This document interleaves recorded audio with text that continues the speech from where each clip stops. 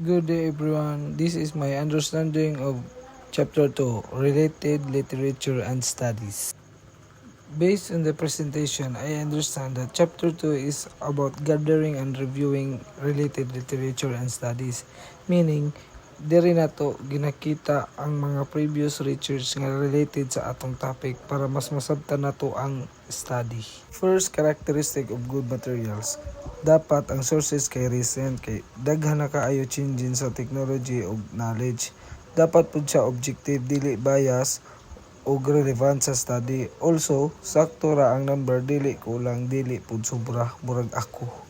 And lastly, naa ang justification of the study, meaning imo ipakita nganong importante gihapon ang research bisan naa nay similar studies. Basin lahi imong lugar o gusto nimo i-confirm kung same ba ang result. This is important because it adds new knowledge.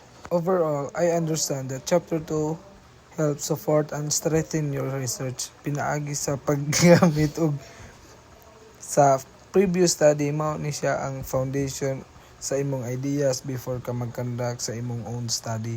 Thank you very much. Mwah.